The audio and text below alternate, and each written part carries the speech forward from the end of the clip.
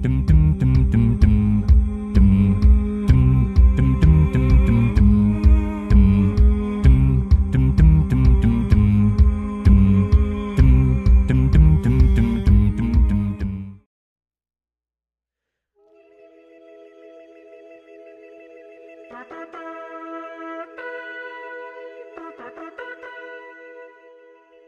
à tous et bienvenue sur cette nouvelle vidéo sur la chaîne A Cappellover.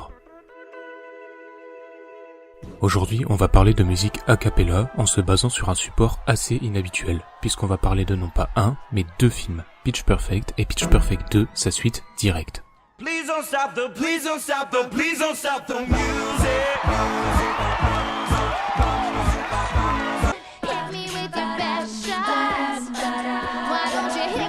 On pourrait les qualifier de films pour adolescents, dans le sens où ils s'inscrivent dans la même lignée que High School Musical, Step Up ou même la série Glee, pour le côté ado décomplexé qui trouve toujours une occasion de chanter. Même si ici les protagonistes sont plus adultes et matures. Le ton du film y est décomplexé, dans une Amérique presque parfaite et pleine de clichés utilisés avec dérision. On le verra, mais le tout est assez mignon et gentil quand même, si le langage y est parfois cru et ponctué de... Excuse me? Excuse me? I can't believe it. Évidemment que les films sont très courants dans la culture contemporaine et traitent de tous les sujets, mais peu sont ceux qui incluent un rôle central à la musique a cappella, et vous aurez déjà compris que ce sont le cas de ces derniers. Pour chaque film, on va procéder comme tel. Je vais vous expliquer le contexte dans lequel il s'inscrit, on va revoir rapidement le pitch qui n'est souvent pas parfait. Merci. Puis on va quand même mettre en avant la musique présente dans le film, puisqu'on est quand même là pour ça.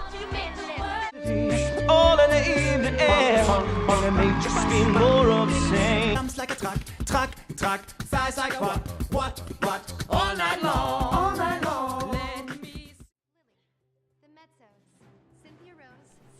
Pitch Perfect, dans son titre original, est le premier, et à ce jour toujours seul, film de Jason Moore. Il a été réalisé en 2012, et il va notamment révéler l'actrice chanteuse principale, Anna Kendrick. Et on se souviendra de sa chanson When I'm Gone, qui aura rythmé l'été 2013 pour certains,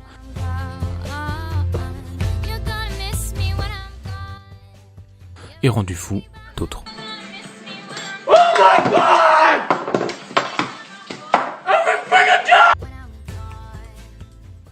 Le film s'ouvre sur une performance des Troublemakers, un groupe université de mecs, et ils assurent. Elle est directement suivie par une prestation des Bellas, l'autre groupe universitaire composé cette fois de filles, et ça se termine pas très bien. Mais le film, c'est l'histoire de Becca qui arrive à l'université de Barden. Son truc à elle, c'est la musique électronique et les mash-ups faits sur ordinateur. Mais elle doit s'intégrer et connaître des gens. Et entre le groupe de juifs sourds et les nageurs beaux gosses, elle ne trouve pas vraiment ce qu'elle veut. On retrouve les Troublemakers et les Bellas un peu pain-bêche et pétasses, disons-le franchement, surtout une, qui interpelle cette dernière pour la recruter. Mais elle n'est pas intéressée non plus parce que... Finalement, au hasard d'une douche, on se rend compte qu'elle sait bien chanter. Ce qui rappelle curieusement une scène de Glee d'ailleurs.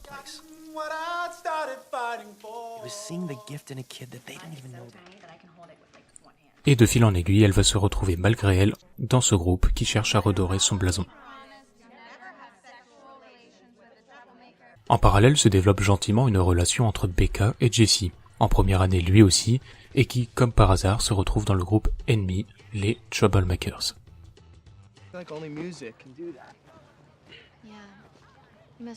Le film est entrecoupé de performances sur scène où les Bellas essayent de remonter la pente pour participer au championnat final appelé ICCA, qui est un championnat qui existe et qui est développé aux États-Unis plus que n'importe où ailleurs. Mais comme le disent si bien les commentateurs, le problème avec les groupes de filles, c'est qu'elles ont du mal à atteindre les notes basses, faute d'hommes. Plus le fait qu'Aubrey est une dictatrice à 3/4 temps et qu'elle se borne à ne pas renouveler leur répertoire. Alors qu'à côté, les Troublemakers sont toujours au top, et après quelques péripéties, les deux groupes se retrouvent au ICCA. En parallèle, toujours, la relation entre Becca et Jessie s'est bien améliorée, voire très bien, mais pas assez. Puis elle s'est détériorée après que Becca l'ait envoyé chier, un froid, puis plus rien, tout ça.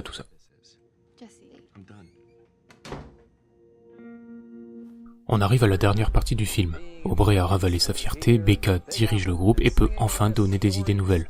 On arrive à la finale du championnat, et comme on ne s'y attend absolument pas, les Troublemakers font une performance géniale. Happened to me, and it's alright. It's alright, it's alright. Mais contre toute attente, et vraiment cette fois, les Bellas passent juste après et font encore mieux. Il y a de l'émotion, du rythme, du sexy. Becca chante un solo tiré du film préféré de Jessie, il est à fond dedans, tout le monde crie, elle gagne tout, il s'embrasse et tout le monde, il est content. You're such a weirdo. Voilà, ça c'était pour le pitch. Et le film se passe dans une université et on ne voit même pas une image d'élèves qui suivent des cours. Il y a plus de jeunesse. Le film n'a pas encore de grandes stars, même si personnellement j'adore l'intervention de Christopher Mintz-Plasse, ou Place, je sais pas. Courte mais efficace. On peut aussi mentionner Elizabeth Banks, l'actrice de Hunger Games, en commentatrice déjantée. Et finalement, les stars se sont révélées grâce à ce film. Surtout pour Anna Kendrick, comme je le disais au début, mais aussi Rebel Wilson. Le film n'a coûté que 17 millions de dollars à produire, et en a rapporté plus de 110 millions. C'est donc une belle réussite, en tout cas de ce point de vue-là. Autrement, on navigue entre une fausse naïveté, des clichés, mais le film reste sympa à voir, surtout si on n'a pas envie de réfléchir et qu'on aime la musique, évidemment. Transition toute trouvée, la musique justement. Pour les transitions, elle est assez orientée électro, notamment à cause du style qu'aime le personnage principal, Becca. Mais pour la musique a cappella, on a le droit à plusieurs moments. Il y a les prestations sur scène dans un premier temps, avec des reprises de très bonne facture en règle générale, surtout du côté des Troublemakers qui ne font que des bonnes choses. Chacun a son rôle. La basse est super cool, côté beatboxer il y a un attitré et un second quand le premier chante, même si j'ai un peu des doutes, parfois sur certains rythmes ça fonctionne très bien. À noter qu'on entend mieux le beatbox et ou la basse dans le film que dans la bande originale du film. Mixage son oblige, quand la basse est à l'écran on l'entend au-dessus des autres, et idem pour le beatboxer. Pour ces aspects on préférera donc le film que la musique sur CD, même s'il y a les réactions du public en plus. On a aussi quelques autres petits groupes plus anecdotiques dont les performances sont souvent courtes mais pas moins intéressantes. On a aussi les performances à côté, hors scène, avec notamment une des meilleures scènes du film qui est celle du riff-off, une espèce de battle urbain un peu en marge où les groupes s'affrontent avec des chansons improvisées sur le tas, selon un thème donné.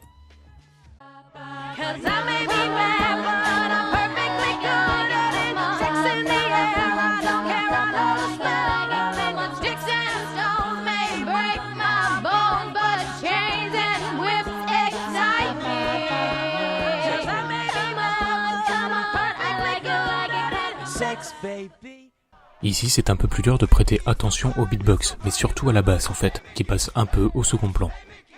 Mais comme souvent, si on tend l'oreille, on peut l'entendre. L'accent est plus mis ici sur le côté battle et vocal. C'est une question de mise en scène.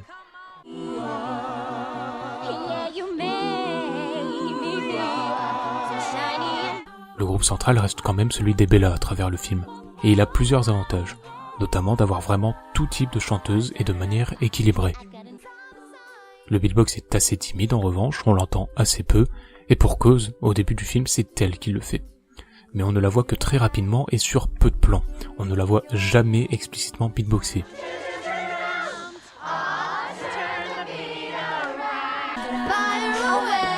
Ce qui laisse à penser qu'elle n'en fait pas vraiment en réalité, et qu'elle ne sait pas en faire non plus d'ailleurs.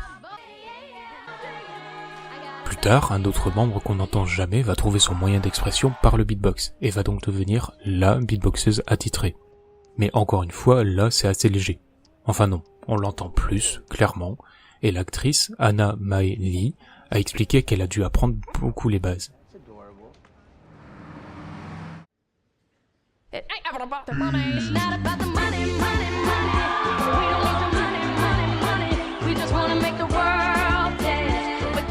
Mais pas sûr que ce soit elle non plus au final dans les enregistrements.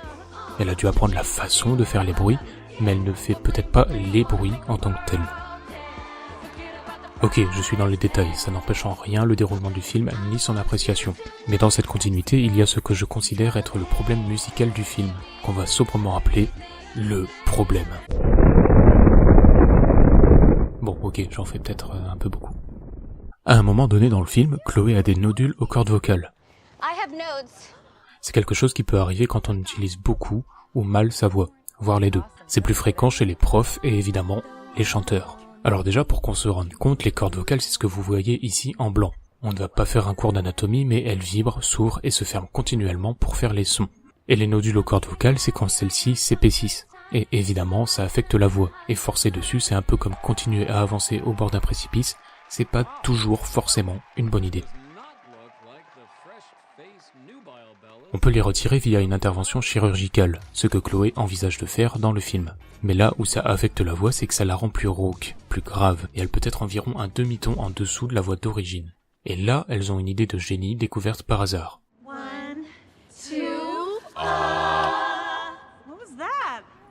Admirez la pirouette scénaristique et le lien avec ce qu'on disait au début.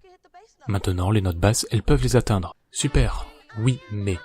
Bon, même si déjà elle aurait dû arrêter de chanter pour préserver sa voix, on parle de chanter un demi-ton en dessous de sa voix d'origine, pas 14 octaves.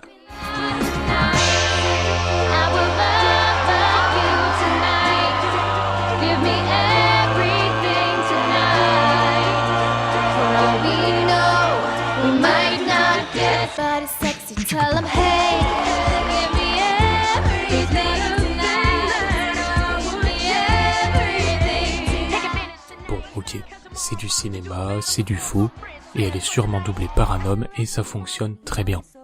Oui, bon, ok. Mais même au niveau de la crédibilité, le jour où une femme fera une basse de cette façon n'est pas encore arrivé. Oui, je pinaille, je suis dans les détails, je sais. Mais ils auraient pu faire une très bonne basse féminine en fait, ça aurait été très bien. D'autant que la basse d'avant était sympa, bien qu'un peu discrète. Bon après clairement pour le grand public ça passe même assez bien. Mais quand on a une oreille un peu plus habituée, on se dit qu'ils exagèrent un peu. Cela dit, une fois ce détail passé, il nous permet d'apprécier une des meilleures musiques du film, avec une basse donc, ça on l'aura compris, et un beatbox plus omniprésent aussi. C'est un mash-up, donc plusieurs styles, et évidemment, ça rend très bien. Les autres interventions a cappella se trouvent au début avec l'audition pour les futurs membres des deux groupes, qui me font toujours penser à Pentatonix à Sing Off, je sais pas pourquoi.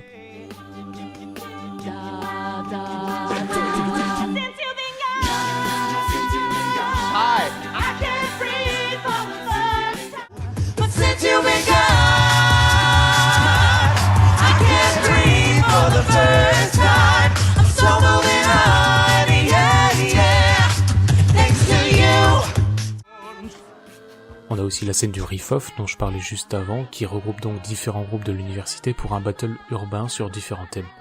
Et donc le but c'est que les groupes improvisent des chansons sur un thème, et c'est sûrement l'une des meilleures scènes du film, grâce notamment au rythme bien tenu avec les changements de groupe, cet esprit de bataille qui les pousse à donner tout ce qu'ils ont, en plus des messages subliminaux. Bref, une belle démonstration de ce qui est possible de faire sans artifice et juste des voix.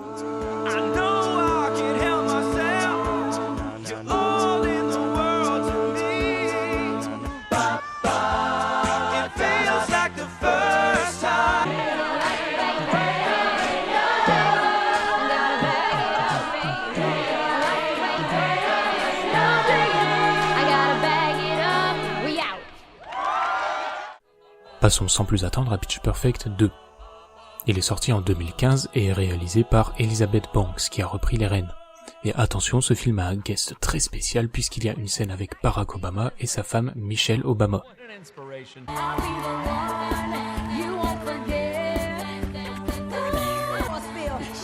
Les Bellas vont mieux. Le film s'ouvre sur leur performance devant le président. On rappelle qu'elles sont le seul groupe entièrement féminin à avoir gagné les ICCA, référence au premier film. 3 ans se sont écoulés entre les deux films, dans la vie et dans le film aussi, puisqu'on apprend en sous-texte qu'ils n'ont pas gagné le championnat une fois, mais à 3 reprises. Mais cette fois, ça se termine mal, encore, ce qui va les amener à devoir arrêter leur groupe sur décision des juges. Plus de représentation, mais elles représenteront quand même les États-Unis au championnat du monde. Dernière chance pour elles de se racheter. Si elles gagnent, leur groupe renaîtra. Mais personne ne mise dessus.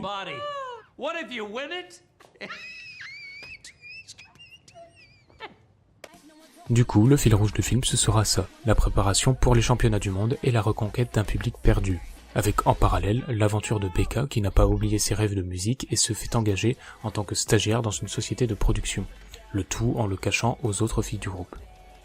Le groupe va faire des repérages pour les championnats. Elles vont donc faire connaissance avec leurs futurs rivaux, les Allemands de Daus Sound Machine.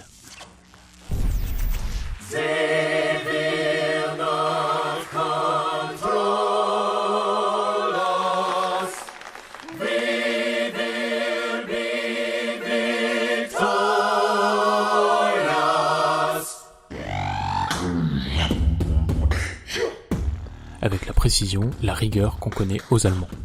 Et oui, les clichés y font aussi dans cet opus, en plus des accents taillés à la hache. She had dumps like a truck, truck, truck, thighs like what, all night long, all night long. Let me see that. I like it when the beat goes ta-dum, ta-dum.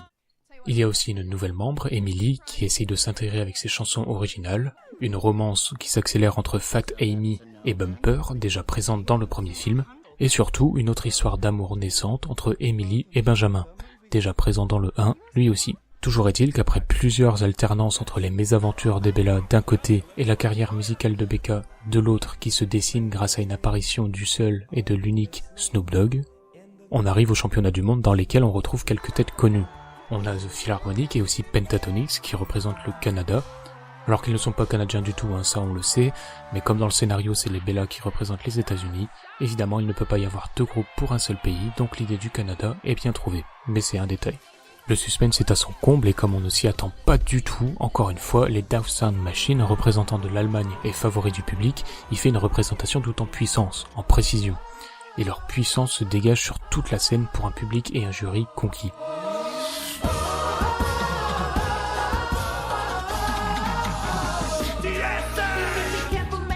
Vient le tour des Bella qui va miser sur l'originalité et l'émotion et gagner.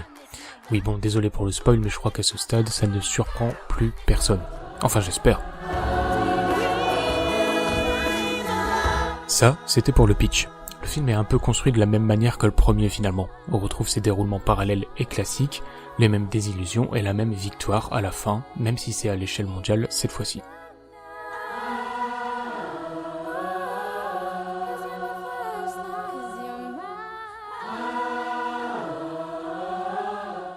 Le film ne révèle pas forcément de nouvelles stars, puisque cette fois les stars sont déjà là.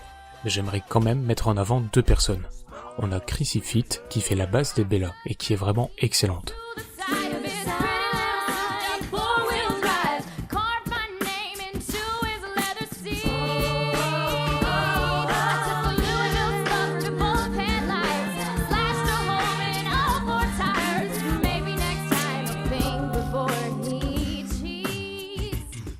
J'ai toutes les raisons de penser qu'elle l'a fait elle-même, ce qui la placerait au rang des très bonnes basses vocales féminines. Et on a aussi ce mec.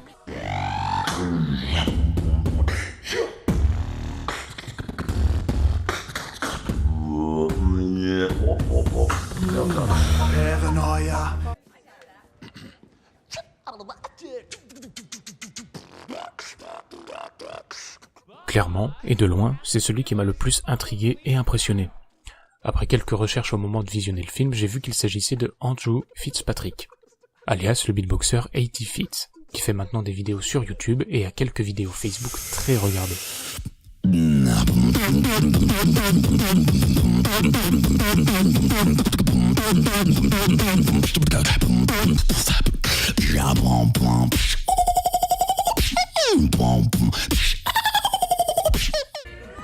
Une des choses intéressantes à savoir, c'est que les arrangements a cappella sont dirigés par Dick Sharon, qui est passé d'arrangeur dans le premier film à directeur de la musique dans le second. Et ce mec, c'est une personne très importante dans le milieu. On l'appelle parfois le parrain de l'a cappella, il est vraiment partout et son travail est génial, enfin bon bref. Bien qu'il ait dirigé les musiques dans ce second film, il s'est beaucoup basé sur le beatbox de 80 Feet pour construire une base cohérente à plusieurs morceaux, notamment pour celle de Death Sound Machine, le groupe dans lequel il est, mais aussi lors du riff-off entre les différents groupes. D'ailleurs, pour cette scène en particulier, par magie de montage et de pirouettes scénaristiques un peu bizarres, vous remarquerez qu'il fait du beatbox à chaque phase, et même quand ce n'est pas à son équipe de chanter. Il est vraiment le socle rythmique et ça permet aussi de compenser les pseudo-beatboxers des autres groupes qui font clairement semblant.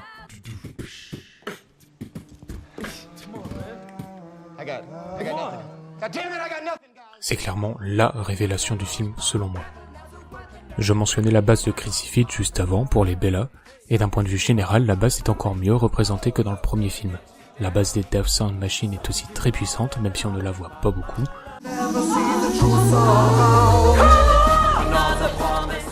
C'est un peu le point faible des grands groupes, l'attention est focalisée sur certains membres, mais ainsi soit-il. Au final, il en résulte un film assez sympathique à voir, pour les musiques surtout. Le reste, le scénario est assez plat et conventionnel finalement. On n'y passera pas 5 heures après le visionnage à se demander si on est dans le monde réel ou pas, on n'en est pas là du tout, mais après tout on n'est pas obligé de se prendre la tête non plus, on passe simplement un bon moment. Et ça c'est valable pour les deux films. Voilà pour ce retour sur ces deux films qui laissent enfin s'exprimer la musique a cappella à grande échelle. Et ne serait-ce que pour cette raison, il était important d'en parler. Globalement, malgré les imperfections ici et là, je ne peux que vous conseiller de regarder ces films ou de les revoir en vous penchant un peu plus sur les détails qu'ils composent. En plus, une suite est prévue. Et oui, Pitch Perfect 3 a été annoncé pour la fin de l'année 2017. On en a eu une première bande-annonce début juillet, et apparemment ils vont faire face à un groupe qui utilise aussi des instruments en plus de leur voix. Oui, bon, je suis pas vraiment du genre à m'avancer, mais on va dire qu'on verra bien à ce moment-là, et on verra s'il mérite une vidéo lui aussi, ou pas. En attendant, j'espère que celle-là vous aura plu, si c'est le cas, n'hésitez pas à pouce-en-l'airiser la vidéo, c'est super important pour moi, ainsi que de la partager pour contribuer à faire connaître la chaîne, et la musique a cappella en général. Merci d'être resté jusqu'au bout, et moi je vous dis à la prochaine.